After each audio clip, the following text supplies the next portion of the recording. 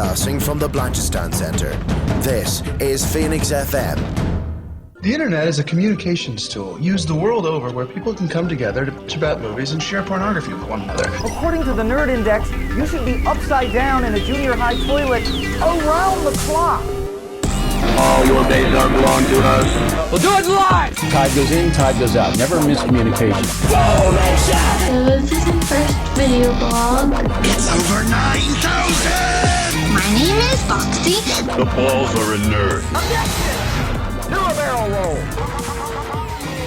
Okay, everybody, you're listening to Phoenix 92.5 FM, Nerd to Know Basis. My name is Darragh O'Connor, and I'm joined by my new co-host. Brenna's still on the team, obviously, but a new member of the Nerd to Know family, Cian O'Callaghan. How are things, Cian? Very well, Darragh. Happy to be here. Great to have you, man. Welcome to the show. Welcome to what we're doing here, Nerd to Know Media, Nerd to Know Basis. So, hopefully it's not too rough first time around. Well, I've been a fan of the show for a while, so this is very exciting. Oh, fantastic, man. And so what we're going to do is it's been a busy week in the world of nerd media and just in general, but particularly this time of year because we have the Star Wars convention that's on, Star Wars Celebration, and then that leads into E3, and then we're building up for Comic-Con, so we're going to be busy. Yeah, there's a lot to cover this week. For sure. So let's start off with E3. That's kind of like the talking point for most things on my timeline now. I've seen people talk about it, and I've seen a couple of trailers, but I've also seen a lot of people being disappointed by it, and I'm not too shocked, to be honest with you, because there was, up until the Cyberpunk 2077, there wasn't anything that grabbed me. Is there anything that kind of pulled your interest before we delve deep into it? Well, I'm not as big a gamer as you are, but Right. I was just shocked that Final Fantasy VII finally seems to be made, because I have had, teases and things about that. This is the Final Fantasy VII remake, I should say, because they've been teasing that since I was in secondary school. So I'm amazed that something has finally come out. So that was the only thing that kind of shocked me. Apart from that, nothing, as you say, nothing huge. It was nice to get a bit of Star Wars content, but certainly Cyberpunk 2077 seems to be the one that's really set the internet on fire at the moment. Yeah, for sure. Like the top 5 stories for sure seem to be Marvel's Avengers, which is the new kind of promised game. It's from Square, isn't it? This is Square Enix as well. Yeah, I hear there's a bit of a kerfuffle with using the characters' likenesses, but not quite. That seems to have people a bit conflicted. That's why they look so... they look really, really ugly. Everyone except for Thor actually kind of looks, like you'd expect, but the rest of them just look very off. So I don't know, hopefully Marvel will just throw money or be like, here, just use whatever. But I'm sure it's just because of where we're at now, where all those actors' contracts are kind of up, and they don't probably want to pay $50 million each to just use them in the game. But I think at this point, because it is like an MCU tie-in, or that's the impression I'm getting, it makes more sense to use the MCU actors. But look, at the moment, it is what it is. I don't know, have you ever played, are you a fan of the Marvel games, or when was the last time you played one? I used to be big into them. To be perfectly honest, the last one I played was that Facebook game, if you ever saw that, the Avengers Alliance. That was the last one I played in a big way. But I think the problem is it's that obviously an MCU story that with those characters is exciting. It just seems like the game is going visually sort of using their costumes and things, but not going the whole way. If they were just very comic booky, I don't think this would be an issue. So I understand this kind of being in the continuity, kind of looking like them, but not quite. It seems like a bit of a strange creative decision on their part. Did you play Marvel Ultimate Alliance? I did, yes. I was a huge fan of that. That's kind of what they seem to go for here, but they should have just went comic booky the way that was, because that, even though that came out in 2008, I think, if I'm correct on that, 2006. Yeah. So it was it wasn't in the MCU at all, but they still used the comic book characters, and it was it was fine. So maybe to making a step back there would have made more sense. But sure, look, I'm going to withhold my judgment on it. I can get over it. I can get over this. I recently picked up the new Marvel vs. Capcom game that came out recently. And any good? Well, people hated it. Like, a lot of folks hated it because it wasn't like Marvel vs. Capcom 3, which, had all the major characters in it. It was more MCU focused.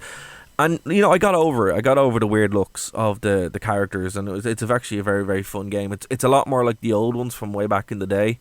Kind of more arcadey, like. It's more arcadey and less arcadey, because if you played Marvel vs. Capcom 2 or 3, it's like it, but not. Instead of having your 3 characters, you only have 2.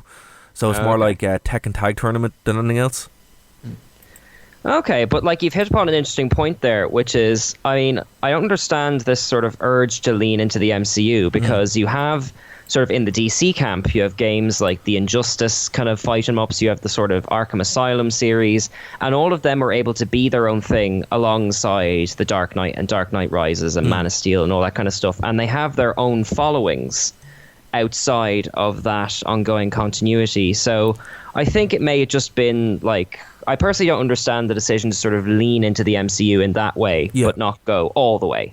Yeah, it's weird. Like the DC one makes sense because obviously, like, their cartoons and their games are actually better, and their comics are usually better than the movies.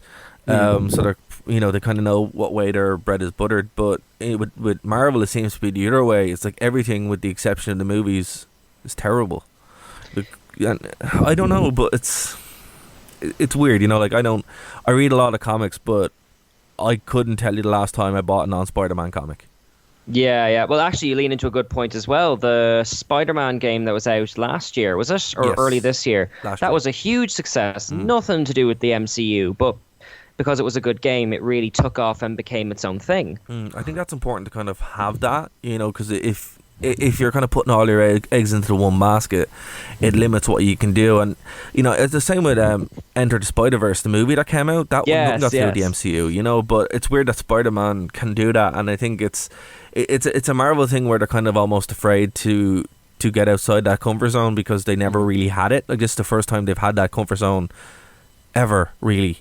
When they're like, okay, we know this is successful, rather than taking a big risk, because it's like they took the biggest risk of all time making the MCU in the first place.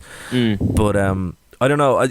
We'll have to wait and see. I'm probably gonna pick it up. I liked Ultimate Alliance a lot, so if it mirrors that, and in spite of anything, I'm a big Square Enix fan. So sure. I certainly am intrigued. It certainly looks very, like, apart from the faces and stuff, it certainly looks very visually appealing, which Square Enix games always are.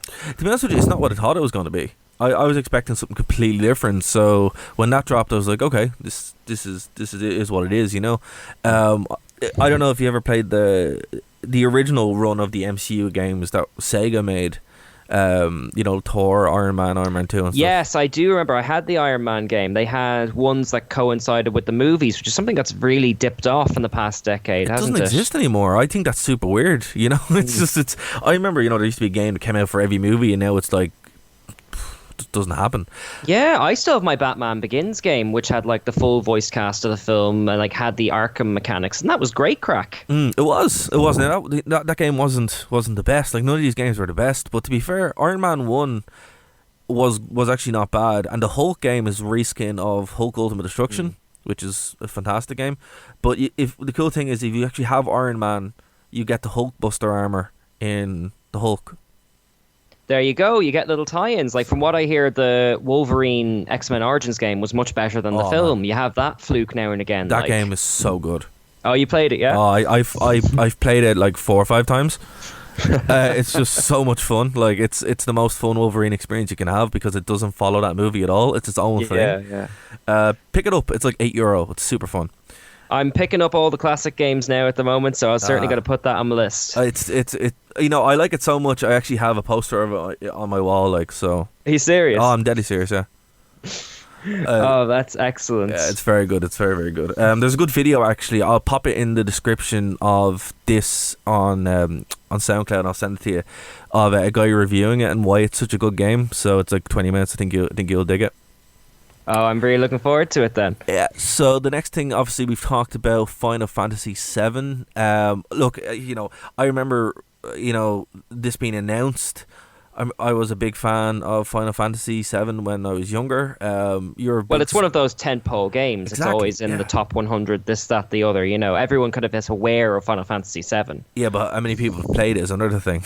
You know, I suppose so. Certainly, I've played it quite a lot. Oh, for sure. Yeah, it's like War and Peace now, though. Like everyone knows what it is, but very few people have played it. That's a good comparison. How do you think it's held up? Like, not talking about the remake, but the actual game itself. Have you returned to it recently, or? Funnily enough, last year I actually was playing the original 10 Final Fantasies in order. It has held up quite well. It's a good, for lack of a better term, a page turner game. It's just, it keeps you going.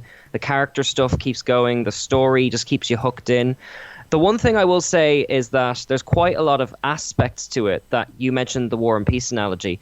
There's quite a lot of goofy aspects to it that I think have been kind of forgotten in the sort of over gritty looking back on it, like little things like I think there's a segment where Cloud is dressed up as a woman and has to go and do a goofy side quest, and there's lots of odd humor which is appropriate to that series. But in all of the sequels, your Dirge of Cerberus, your Crisis Core, I think they've been sort of phasing that aspect of it out. So it'd be interested to see what this new version of Final Fantasy VII is like compared against the original. Everyone forgets that mission. Oh, really? Yeah, it's like, and I forgot about it as well until I was watching a video review of it, and then he's like, I came across this mission and I forgot it was a thing, and I'm like, oh yeah, so did I. So it'll be funny to see like what they've decided to keep. Like the Final Fantasy series, as like I'm not a gigantic fan of it because I just couldn't, like I was too busy trying to keep up with I've played every single one. I'm a huge Final Fantasy nerd. But look, I've been trying to. I love Kingdom Hearts, and I've played all Kingdom Hearts games, and I can't even follow that continuity. So with Final Fantasy, I'm like, no, I give up. It's just too complicated. Don't bother with the Final Fantasy continuity. Even they kind of are making it up as they go along. Like 10 is set before 7, is set before this, is set before that. But just one other thing, while we're talking about Final Fantasy 7, I think something else that people have forgotten about it is Cloud isn't cool. He is the typical sort of spiky-haired, sort of wannabe hero guy. And in a lot of adaptations since then, he's been sort of rewritten into a cool, badass-voiced, soul horde. And with actually Kingdom Hearts was kind of the first step on that journey for him. So I'd be interested to see if they've like completely retooled his character or kept it the way it originally was. I hope they don't take that away, because if they do, then it kind of ruins the purity of the remake, you know? Yeah, exactly. So if you're going to do the remake, you know, have it warts and all, and you know, what I do like is the way they remade Fable, the original Fable. You can actually hit a button and change the graphics, and they did it with Halo as well. Yes, the Halo, they released the first 3 as a package, and just by hitting a button you could switch from the old graphics to the new graphics. Yeah, that was a sweet little feature. I think that's a really cool kind of idea. So, you know, there's one thing to be said about games and the way you remember them, but a friend said to me, he goes, right, the way you remember games, you always remember games in the current graphics, which is actually a very good point. Like, if you think about a game you played, you remember it in current generation graphics, and then you go back and play it and you're like, oh. Yeah. Oh, the pixels. Yeah. I recently went back to like Rogue Squadron and like the Phantom Menace game on the PC, and you see the pixels now and that kind of stuff. But having said that, I'd still rather that than like this weird sort of companies almost being ashamed of the way the games used to be, like trying to kind of fix it up and patch it up and all that kind of stuff. I quite like the charm of the old graphics. I thought that Halo thing you mentioned was a lovely little feature. Just sort of embrace the nostalgia of the way things were and how far we've come and all that kind of stuff. Well, one of my favourite games of all time is Vampire the Masquerade, the first one. Oh, yeah. And it's not a pretty game, and it's a very broken game with no patches, but I will, like, every computer that I set up for people, every time I'm talking to someone, I either will install it for them or pressure them to install it or buy it for them, because I'm like, you need to play this game, you know. And it's not a pretty game, but I think the charm of it kind of carries through. Same with the Oblivion as well. Like, you know, if a game has that beauty and that kind of replayability, the page turner aspect that you said is, you know, that's the best way to put it. And actually, speaking of the old Star Wars games, they're getting remade now for the PS4. Oh, yeah. Or they're going to be released on the PS4 store, so they'll patch them up and fix them, and it'll be fun to play. So I'm looking forward to that. So which games is it that they're doing? They're doing Shadow of the Empire. Excellent. Which is a good choice. And they're doing Rogue Squadron, I think, as well. Oh, fantastic. So good choices. Another thing, actually, speaking of Star Wars games, Star Wars Jedi Falling Order gameplay trailer popped, and looks amazing. Yes, I think they released some like sort of gameplay footage and stuff, didn't they? It looks did. like there's some interesting mechanics in it. Now, it's not as good as Jedi Knight, where you can, dismember people with lightsabers, but it's still pretty good. Well, it's certainly like just from a trailer, it seems to be embracing the Inquisitors from the cartoon Star Wars Rebels are there. It's in that whole no man's land between kind of Episode 3 and Episode 4. So like, Disney seem content to build their own lore on the Star Wars, which I know lots of people have mixed feelings about. But if they're introducing all of these new elements and making them flow together and all that kind of stuff, I appreciate that kind of workmanship as far as the sort of Star Wars story goes. And no, I think the further we move away from the new trilogy, the more success they're going to have. Like when the new Star Wars movie comes out, which is going to be on KOTOR, I think that will be received a hell of a lot more positively than anything that was released up until this point, other than Rogue One. And it's like it's the same with books. I don't know if you read the Star Wars books before Star Wars. Yes, actually, I'm currently reading the original Timothy Zahn trilogy, and we're reading the newest one at the moment. Me and my girlfriend, Queen's Shadow by E.K. Johnson. So we're trying to catch up on all the Star Wars books at the moment. Well, I remember when I started reading them. Obviously, it was when the last Star Wars movie was Revenge of the Sith, right? Yeah. So there's no hope of another Star Wars movie, so I just read through them. And I always found that the better ones were, with the exception of I, Jedi, which, if you haven't read, that's the best Star Wars novel. Wow, I'll put that on my list then, certainly. It's called Catan Story. Oh, yeah? Yeah, it's based after Return of the Jedi, but it's about Kyle-Katarn embracing becoming a Jedi. And it actually is spectacular. It's really good. It's really thick, so I think you'll really dig that. It's almost as good as Timothy Zahn's Tron trilogy.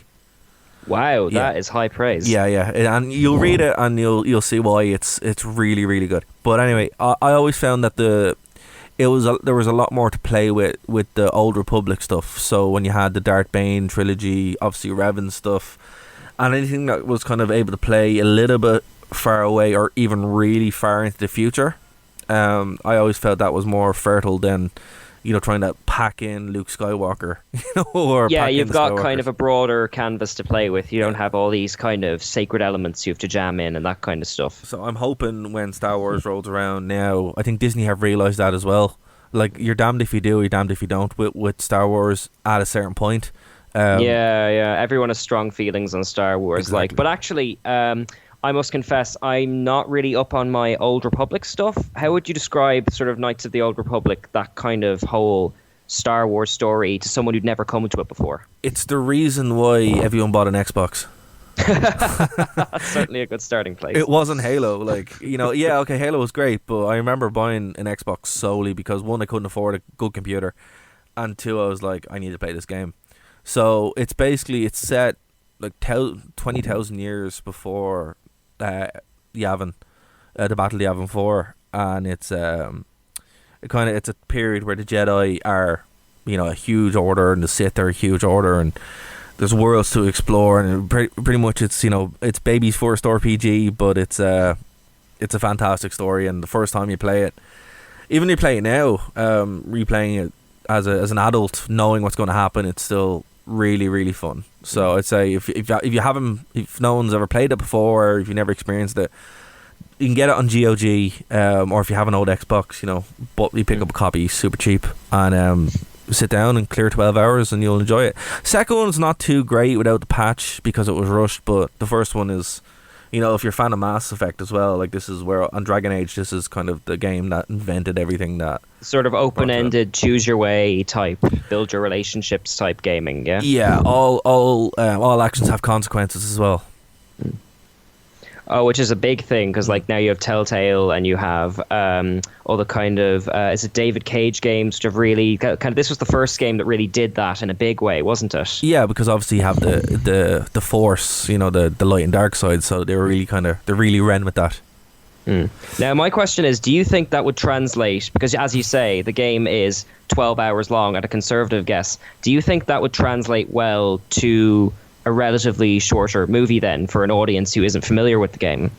Depends. Like if it's a trilogy, apparently.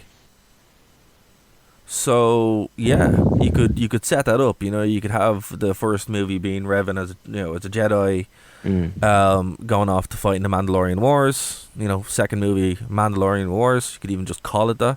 And then third movie, kind of either do the whole story of KOTOR, or split that up, or even kind of break it up into. It depends where you want to go. But what I'd imagine they do is they'd have well, actually. Depends what they wanted to do. If they wanted to just spoon feed everybody that story, fine.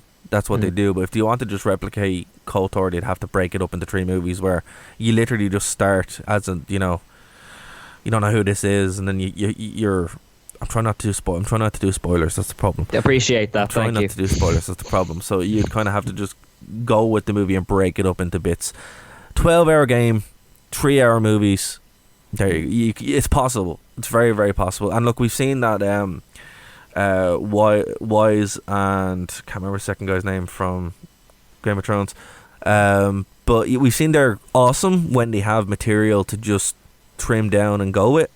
That's a good point. Yeah. It's only when they're expected to write material where cracks start to form.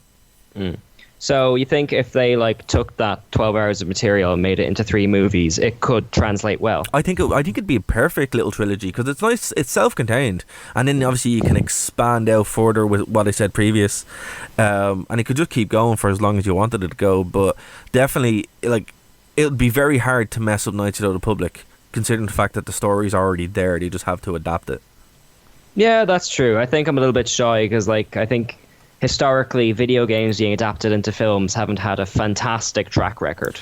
That's true. That's very true. But see, this isn't really a video game. This is a Star Wars story. And I think that's the important thing to make. Now, if you're trying to adapt The Force Unleashed, yikes. Yeah, that would be a bit more difficult. But, KOTOR is great because it is a story. There's some elements too, but there's not loads of action in it. You know what I mean? It was never that kind of thing. It was about exploring and kind of unraveling the story. And there's so much talking in it. Actually, Knights of the Republic has the best Star Wars character in it as well. In the second one, Darth Kreia.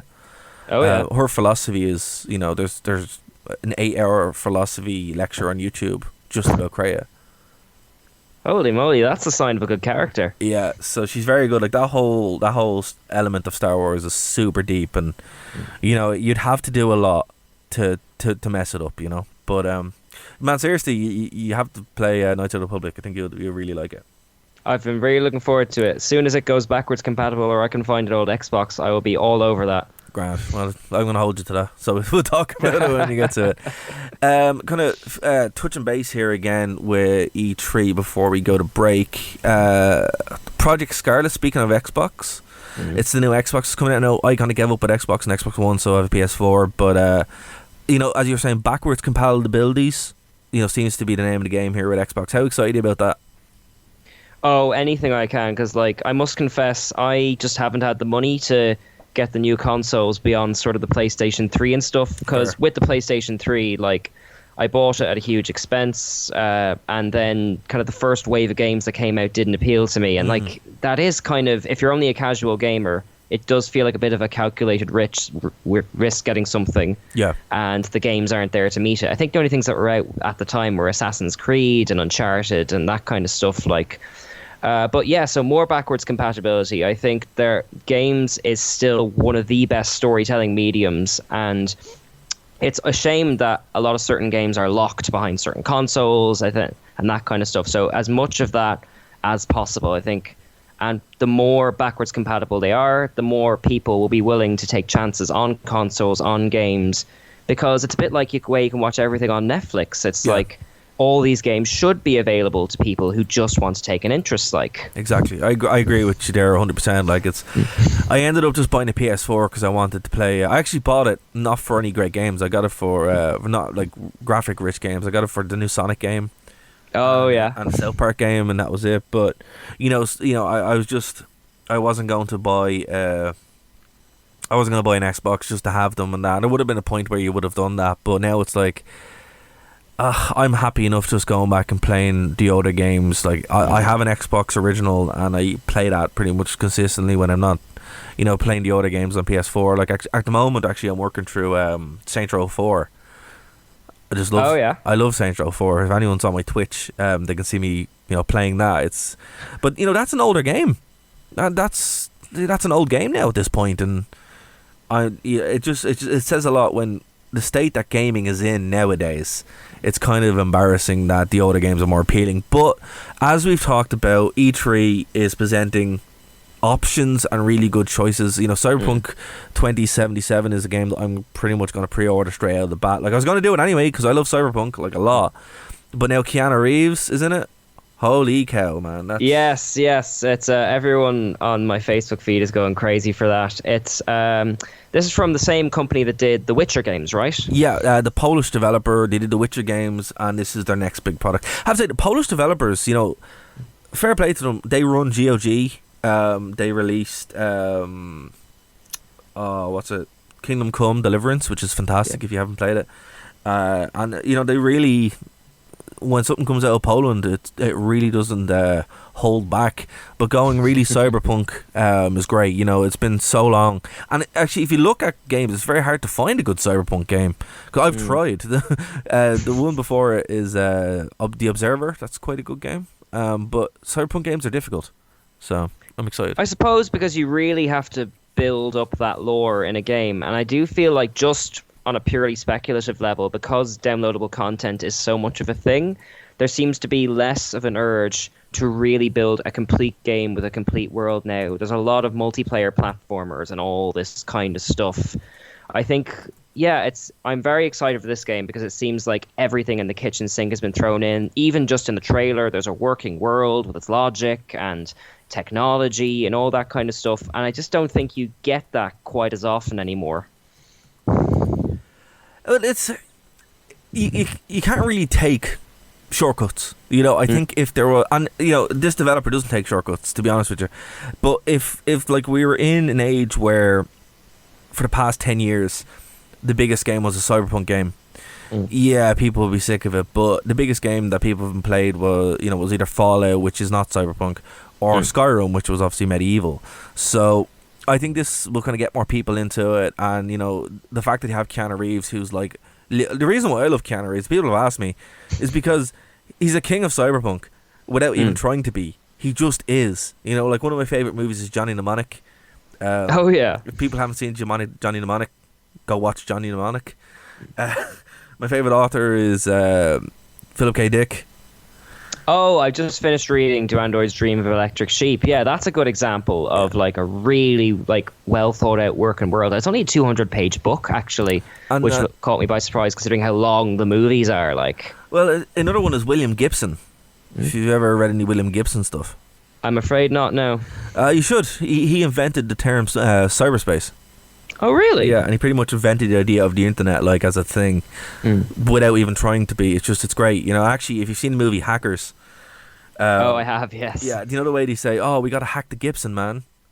That's a reference to William Gibson. So that's brilliant. I haven't thought about Hackers in ages. Jeez, I'd love to see how it's aged. Oh, terribly, but it's incredible. I watch that movie every 6 months, and I listen to the soundtrack constantly. It's great. But look, as I said, Keanu Reeves, there's no better man really to be in that game. Yeah. And now it's great to see that he's getting the recognition because he just out of nowhere he's just become like the internet's favorite actor. Yeah. So it's great, but he's been in some really, really, really, really terribly awesome movies. So I'm thrilled. But we're gonna take our first break, and then when we come back we'll finish up with this and deep dive into more topics. Alright guys, we'll talk to you after this quick break.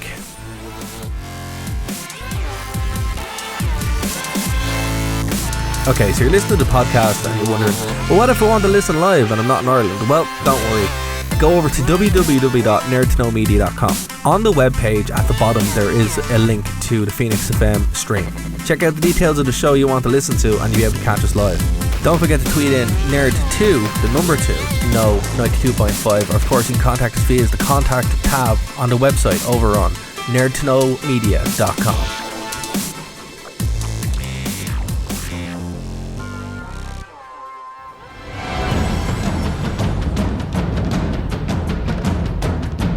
Broadcasting from the Blanchistan Centre, this is Phoenix FM.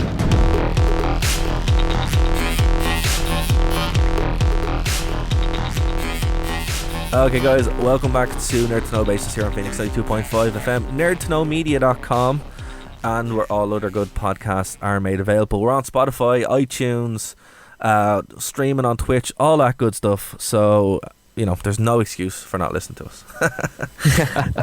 Alright, so we're going to get back into it. Okay, so we're going to switch gears away from E3, because we kind of talked about that enough. There was some controversy now about the Godzilla franchise. Oh, yes. I'm afraid I haven't seen King of the Monsters yet. Do I understand it hasn't been quite as well received as they were hoping? Well, I haven't seen it yet either. I'm going to go see it this weekend. I'm really excited to see it. From what I've heard, it's not that it's been received very well from people who've seen it, but critics have said there's too many dinosaur fightings in it. I'm like, what did you expect this movie to be? Yeah. I must confess, the only one I've seen in the series is Kong Skull Island, and that was one of my favorite movies of that year that came out. I loved it to bits. I loved its style. I loved its characters. It wasn't a deep movie, but it knew what it was doing, and it's funny to think that actually this monster universe is kind of the only universe apart from Marvel and DC that are still in the ongoing universe game. Well, apart from Star Wars as well to some degree. Yeah, but I don't know if you watch Midnight's Edge, their YouTube channel. Yes, huge fan of theirs. Me too. And they did a really, really good video explaining this issue. Basically, people don't realize that Godzilla and King Kong are a universe. And that's kind of the problem. And to be fair, if I wasn't actively watching channels like that, I wouldn't really know either. Because they didn't really... There was a couple of references to it, but basically Godzilla came out, people liked it because Bryan Cranston was in it, and then people didn't like the second half of the movie really that much. But then then King Kong came out, people loved Skull Island. I think it was a bit of a sleeper hit, wasn't it? It was, yeah. Like I saw it for the first time on a plane, going over to the States for work, and my friend was like, "Did you see Skull Island?" I'm like, "No," and he goes, "Watch it now." I'm like, "All right." So I was like, "This is a good movie," but I didn't see it in the cinema because I was like, "Oh, I have no interest." I didn't realize it was related to it. So I think that's kind of the same thing. It's been 8 years since Godzilla came out. People don't realize that King Kong was related to it. So really, is it 8 years since the Bryan Cranston one? Yeah. Holy moly. Well, it's funny. It's because I was thinking of, the Batman versus Superman the other day, not to sort of dwell on that because I know it's been out a while, but that leaned so hard into building up its universe, and the monster universe almost has the opposite problem where they're not tipping their hand quite enough as far as the connections between the movies go. Yeah, that's the thing. It's when world building is done good, it's a great thing. When it's shoehorned, it's terrible. And I think the fact that these guys had a plan for what they wanted. They obviously wanted to have this fight. And look, the movie's made. That's the thing. Godzilla vs. King Kong is made. It's in post-production now, and post-production is where the money's spent. So it's been pushed back. It's still released for 2020, but we don't know exactly when. And this could be maybe to build up the hype machine for it, because Godzilla King of the Monsters, it's not doing great, but I think what will happen is it'll be saved by DVD, and then when it goes over to Asia as well, that's where the big market is. So once it goes to Japan and China and stuff like that, that's probably when it'll make its money back. Yeah, I'm not a big numbers person, but I mean, we're still talking about the Godzilla 2014, 2015. We're still talking about Skull Island. I think these things, unlike a lot of other movies, like 3 Marvel movies a year, these things do hang around. And people keep taking an active interest in them. So I don't, in spite of the numbers, I don't think the second Godzilla will flop to any measurable degree. I just want to say, I think it was 2014, so that's 5 years ago. I see. 5 years ago, yeah. It wasn't 8 years ago, sorry. Still a long time ago. A long time ago, yeah. Considering the rate these universes go, Well, what we had the Dark Universe from Universal, and it barely made it one movie. So yeah, I have a lot of thoughts on The Mummy. I'll save that for another day. But I knew it was going to be bad, and I took my brother to see it. He didn't know. I just he's never forgiven me for that. Oh no! You know what? We'll put a pin. Bad. We'll put a pin in that actually, and I think we'll do a special on that show because Lovely. Well, man, yeah, we could talk about that's another 2 hours by in and of itself. Come back for our 12-part series on The Mummy 2017. Why it failed. Why it failed. Yeah. But you know, that's the thing. You know, when everybody wants to be, there's a friend of mine used to say about wrestling. You know, whenever you move is 5 stars, nothing is, and that's kind of the way it is with the interlinked universes. When it's when everything's an interconnected universe, you know, nothing really matters. Speaking of interconnected universe, here we have Jessica Jones' new trailer. Now, here's the weird thing about that. I thought Jessica Jones was cancelled. What's going on? It's yes, I'm actually a huge fan of Jessica Jones and of that the kind of Marvel Netflix universe, which is sadly gone now. It's what seems to be happening is a bit like you were saying about the Godzilla already being made, but they're doing post-production and all that. The Jessica Jones was the last Marvel Netflix series in development when, unfortunately, all of these series were rescinded because of the Disney Plus and all that kind of stuff. So it looks like this third Jessica Jones series will be kind of the last hurrah for the Defenders, Marvel Netflix universe, whatever you'd call it. And Jessica Jones certainly has, I'd argue, probably the best track record of all of those series overall. So if nothing else, it's nice that that's the one that kind of ties up that little series there. So this is kind of like, that's it. They're not going to do anything else with the characters. It's one and done, basically. No, unfortunately, now obviously I don't want to get into sort of the complicated details of it, but from what I understand, Disney is starting their own sort of competitive streaming service called Disney Plus. Yes. And they're going to make all the Marvel properties, like a Loki series, a Scarlet Witch series, a Falcon series, whatever you'd like to call it. And Netflix don't want to be promoting Marvel on their own competitive service. So almost overnight, they cancelled all their Marvel Netflixes. Daredevil's gone, Luke Cage is gone, Iron Fist is gone, The Punisher is gone, and now this Jessica Jones is cancelled in all but name, unfortunately. This looks like it's going to be the last for those characters. That's really upsetting.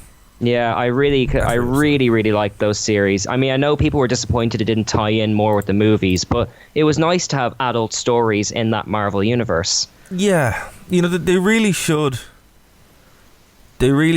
just bring those characters, not all of them, because you know, I think there is a space for smaller stories in the Marvel universe. Yes, that was the appeal of I suppose the Spider-Man film that came out a year or two ago, Homecoming, was it? That it wasn't we have to save the world thing. It was just a small story set in one small part of America, like. And I like that, you know. And it's something that I think will kind of be the future of the MCU for the most part, for these smaller stories, because like there's only so many times you can save the world. Yeah, and then, even Captain Marvel was a relatively smaller story. I know it ended with a big space fight, but it was mostly just kind of on the ground with 2 or 3 characters running around the place. Yeah, because like, you know, if you keep raising the stakes, eventually the stakes mean nothing. And you know, I think when the MCU starts, and that's why I like Doctor Strange actually quite a lot. Oh, that's one of my favourites. I dressed up as him at the 2018 Comic-Con. Huge fan of that film. Man, I have to say your family's cosplay in Buildy is amazing. So fair play. You guys kill it. Thank you very much. You guys kill it. It's unreal. You know, it really is kind of puts any attempt that I've made to shame. Oh, well, I'd be looking forward to seeing that too. Not to get too far off topic, but since we're talking about the Marvel Netflix universe, I believe, is it Mike Coulter, the actor who's playing Luke Cage, will be at this year's August Dublin Comic-Con. Yes. If anyone misses that universe and wants to say hello to him and all that kind of stuff. Yeah, and we will be doing our annual coverage of DCC again when it gets a bit closer to August. But for time being, it seems like they're now some pretty good guests. Like it's always a good show anyway. So I'm kind of excited to see who the guests are going to be. Yeah, like it sucks with the MCU. Like we're kind of at this point where I'm cautious. I was kind of checked out after Endgame because I'm like, I kind of had a good wrap up. I'm kind of brought back into it now with Spider-Man and Spider-Man Far From Home because, you know, obviously the possibility now of the multiverse. And if that that's the next big thing, is it? Do you know what the hot Marvel rumors are at the moment, or? I know a few of them are. I'll tell you what, I will say what I have heard, and then you can kind of speak to that. By all means. So I've heard that the plan, obviously, is to kind of go with this parallel universe kind of thing, where they're Edge of the Spider-Verse was kind of like the test for that as well. So that's kind of where they're going. They're going to be able to explore different stories of it, and that's how we're going to get the X-Men in the MCU. It's how we're going to get I didn't think of that. They've gone back to Marvel now, haven't they? They have. So this is how the Fantastic Four is probably going to come back in, how X-Men's going to come back in. There's talks of this, how Deadpool is going to arrive in the Marvel Universe. He's going to be in Spider-Man 3 apparently. Yeah, I've been scratching my head about how, you know, the relatively conservative Disney brand would do a Deadpool movie. I don't see how that character can work without an R rating. Well, here's the thing, you know, I don't know if you ever watched the cartoon Deadpool Spider-Man crossovers. No, I read the comics, but I haven't seen Deadpool in any cartoons or anything. It works, and I think what the plan is, and this is what they've said the plan is pretty much going to be, Deadpool movies will be R still. However, Deadpool crossover events won't be. I see. Okay. So he'll still probably make a couple of raunchy jokes, and you know, there'll still be some violence, but he won't be. You know, there'll be a lot less dick jokes. So, you know, and that kind of stuff, and swearing and that. But I don't think it's too far outside the realm of possibility that this could work, because we've seen it work before. People just like Deadpool, the character, you know, and. So yeah, that's what the plan is. They're just going to let Deadpool be his own thing, because like there's no point recasting Ryan Reynolds. You know, if they recast Deadpool, Ryan Reynolds will just show up anyway. You know, it's like, no, he is kind of like Iron Man. It's just you can have as many Batman actors as you want, but you can't really replace certain characters, and Deadpool's definitely one of them. Exactly, like, you know, Batman works whoever they get usually, but Iron Man in the MCU, or Iron Man in general, it is just Robert Downey Jr. They're the same person, you know. You know, with and same with Ryan Reynolds. Like, he was born to be Deadpool. You know, it just works. and he clearly loves it. Yeah, like, just from everything he does online and like all that kind of stuff. Well, the extra work for it. Well, the fact they made the movie in secret. You know, they just made the movie, and it's like, yeah, they just made the movie in secret, didn't tell anybody, and then leaked it online. It's like, here you go. It's like, well, okay. You know, obviously he wanted to do this, and apparently he stole one of the suits as well. He's like, I'm taking this home with me. So, you know, it's. I think Marvel know as well. They're like, look, it's madly successful. We have the perfect character here. We have perfect actor. Why would we put ourselves through this? Obviously, he's the only X-Men character that's going to survive that, though. Oh yeah, so I think Hugh Jackman's done with the Wolverine character now, so I won't see him playing it. Actually, this kind of leads us into Dark Phoenix is out the last week, isn't it? They're kind of bowing out of that whole continuity and universe and all that. Yeah, so I went to go see Dark Phoenix because I had free cinema tickets. And my dad got free cinema tickets, so I went to cinema with him. We went to go see it. And it's not a bad movie. It's just not a good. It's just not a good movie. Like, it's. I think what they should have done is they should have had Logan be the last movie in that, and then, because that's the perfect send off, right? It's hard to top that, isn't it, as far as emotional resonance? But also, as well, it's the one that makes the most sense. It's like, we're saying goodbye to this. You know, Patrick Stewart is you know, spoilers, he dies in it. You know, Logan dies in it. It's gonna, and then it ends with the thing. You know, it was a perfect way to kind of just leave it. But with Dark Phoenix, because, well, one, they remade the Dark Phoenix saga, which for some reason they just cannot do. They just don't understand how to do it. No, The Last Stand tried that, the third X-Men movie as well, didn't it? Well, this, actually, The Last Stand is a better movie than Dark Phoenix. Oh, that's harsh criticism. It's not. It's true, man, because at least something happens. At least something happens in that movie. You know, in Dark Phoenix, nothing really happens. It's very dull. It's a very dull movie. That's funny, because, like, I mean, I would have thought the opposite problem would happen, where, I mean, for anyone who hasn't read the comics at home, the Phoenix Saga spanned, 5 years of comic continuity? Something very, very big. Yeah, it's you would think compressing it into a movie would make it overstuffed. Well, no, it's because, like, if alright, so let's see, what's the best parallel? Maximum Carnage was absolute garbage as a comic book storyline, right? Yeah. Stuff that into a movie, you could probably cut it down and get a pretty decent movie out of that because, you know, there's so much action, so much happened. Yeah. The Dark Phoenix was a much more slow burn character piece, as all Chris Claremont pieces are, right? Yeah, he is kind of the big X-Men writer. He didn't create them, but he certainly gave them their golden age, didn't he? Yeah, and all the stories that he did are all very slow character pieces, you know, other than Days of Future Past, which, you know, is kind of like an event. But with this thing, because they just were like, oh, hey, you're going to save everything with the Phoenix powers. And then everyone that doesn't mention it again, and then it just kind of happens in the middle of the movie, and then it's like the change is like night and day. It's like bang, straight in. It suffers from the same problem that Game of Thrones suffered from, where while the actions could make sense, they don't because they're rushed. Well, this is where I'm getting confused. I haven't seen Dark Phoenix yet, but I did see Apocalypse, the X-Men movie preceding this chronologically, and that's a whole conversation in of itself. Yeah. But spoilers for the movie for that, but it's in the Apocalypse film, did Jean Grey use the Phoenix Force at the end of that movie in the fight against Apocalypse? Now I understand she also meets it in the start of this film. Is that what I understand? Yeah, so that's why it makes no sense. So yeah, we're led to believe that she unleashes the Phoenix Force, right? But they never mention that in the movie. The Phoenix Force finds her, and that's how she becomes the Phoenix. So yeah, it's but visually a Phoenix appears when she uses it, though. Like we the audience know what it is. Exactly, and that's why it completely falls apart. So, you know, I'm saying, you know, if you get free tickets, go see it. If you want to see it on, you know, Netflix, fine. Don't go see it in the cinema. There's no point. Like that's a shame, because like I know this film it was supposed to be out summer last year. The release date has been kicked around like a football, hasn't it, for Dark Phoenix and the New Mutants as well, which hasn't come out yet. I don't think that will. I don't think. Really? There was very few. There was talks that this movie wasn't going to come out. Like Fox spent a couple of $1 million. Like apparently they reshot this movie 3 times. Yes, I heard a rumor that the finale was too similar to the ending of Captain Marvel, right? With shape-shifting aliens and such. Well, they still do that. They have the scroll, but not the scroll.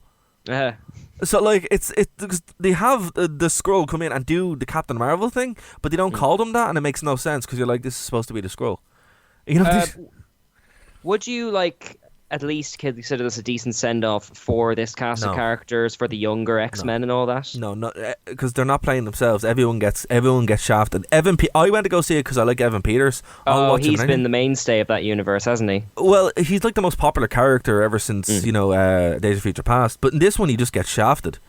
Really? I mean, at the risk of getting into spoilers, like, what is his involvement? Is it a big involvement in the film, or...? He has a set piece at the beginning, but it isn't an impressive one, and then he gets a punch, and then he gets knocked out the whole movie. I'm very surprised at that, because, Apocalypse has that big sequence with the mansion blowing up, and it seemed like he was sort of what that series of films was leaning on as far as its appeal. Well, that was it, but see, they leaned into kind of sending off... what's her name? Jennifer Lawrence. Oh, yes. And she just does not want to be there. She's like, I don't care, give me my money, I'm leaving. Well, she didn't want to be there in Apocalypse either, and I sympathised for her because she wasn't famous when X-Men First Class, I think, was it Winter's Bone was the only thing she'd been in? It was, yeah. So, like, I can understand being contractually obliged to, you know, appear in these films, and the films kind of get sloppier as they go along in terms of their production and all that kind of stuff. I imagine that would be very frustrating. Yeah, and you can tell because she just she stops wearing the makeup. Oh, yes, and she's like, oh, I just don't Same care. with the guy who plays Beast, right? They used to be a couple, from what I know. But then what they do as well, obviously there's a 10-year time jump, so Magneto and Professor X are supposed to be 60, but they look like they do now, like in real life, and it's like, no, come on, like everybody's supposed to be a certain age, but they don't age, you know, and it's like, there's no point, you know. It's just this movie was just wrapped up and shammed through the door, and you know, it sucks because it's like, hey man, I really liked First Class. I loved First Class actually, and it's not a good send off. But my hope is when it goes to the MCU that the X-Men take the time off. I don't particularly ever want to see another X-Men movie again. if I'm honest. I do like the characters though, and I think you can just pick and choose even the Fantastic Four. Like, you don't need to have those movies. They can just do what they do in the comics. Just show up. It's like, oh hey, we need to get something fixed. Let's go see Mr. Fantastic. Oh hello, Mr. Fantastic. Fix this. They seem to be leaning that way though, because like Thor Ragnarok is like the best Hulk movie exactly in the Marvel Cinematic Universe. So having the X-Men, such a big cast of characters, having them as ensemble players could do wonders for that universe. It's just a question of, will they do the rigmarole of setting them up again and all this kind of stuff. Like they were very clever with Spider-Man Homecoming in not repeating the beats of those 5 Spider-Man movies. So I'm relatively optimistic if they did an X-Men movie, they'd find a way to do it fresh. Yeah, and I think that's it. If they kind of kick it off in a way that isn't a repeat of what we've seen, if they're just kind of like, oh hey, there's a team, they're called the X-Men, they do this, bang, just kind of, it's like, as you said, Homecoming is the perfect example. That's like, okay, we know Spider-Man, we know what he did, we know Uncle Ben, we know all that kind of stuff, we don't need it anymore. So it's cool that they have, and apparently Norman Osborn is going to be the next big bad in the Marvel Cinematic Universe. Yeah, or the next big kind of villain, not the overall villain, because that's probably going to be a Galactus, but Norman Osborn and Doctor Doom, they're saying that's probably going to be heavily involved. And if they make whatever about the Fantastic Four, I think Doctor Doom and the Silver Surfer are the real kind of steals for the universe as a whole. They could have a lot of fun with those, even if the Fantastic Four are only kind of ensemble players, like, because Doom is everyone's villain. He's like, everyone has seen a picture of Doctor Doom, even if they've never read a Fantastic Four comic. Do you know what a great comic is actually to read, if you get the time? Iron Man as Doctor Doom. Oh yeah. So what's the concept behind this? Doctor Doom as he's a Stark, but he's Doctor Doom. He's a monarch, and he makes the Iron Man armor. Oh, is this an alternate universe story? Yeah, it's a what if. It's a what if.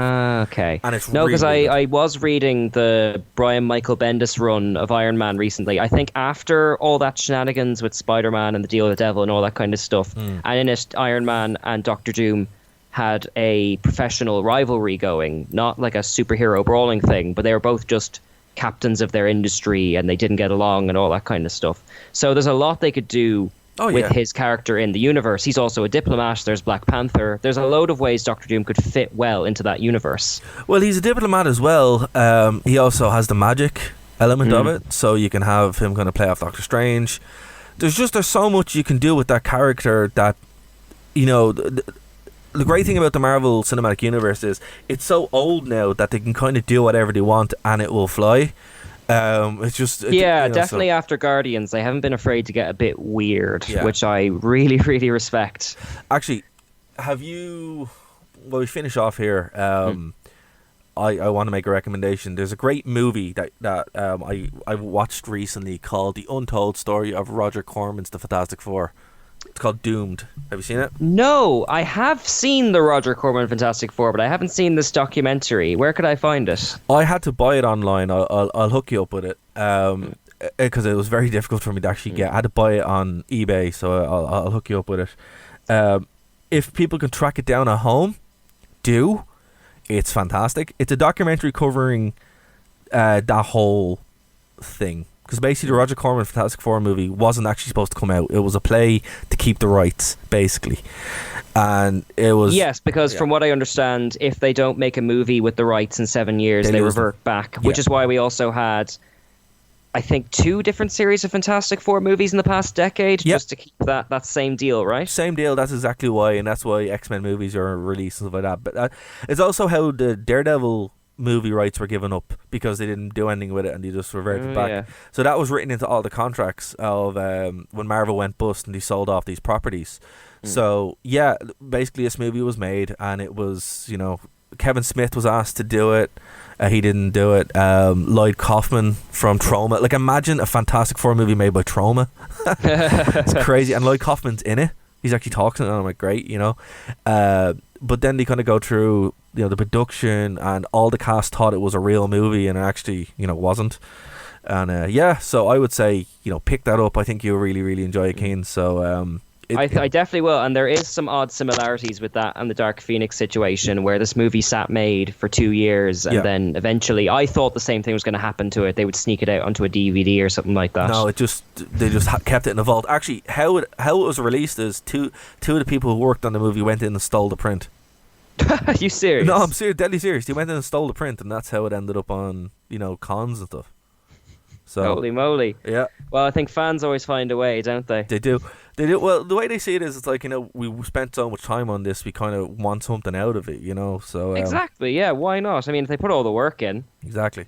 But no, instead of watching the Roger Corman movie, anyone listening at home, I would say, track down this movie. It's on Amazon Prime if you use a VPN as well, so it's able to be seen. But pick up the DVD copy, support the creators, because it's of course, because the more you support these things, the more of them get made in the long run. Like, yeah, and it's a great treat. I loved it. I sat there and I watched it, and I was like, this is fantastic. But anyway, Cian, we have come to the end of the show. Can you believe it? Oh, that's a shame. It's crazy. This is this is the quickest hour of radio I've ever done.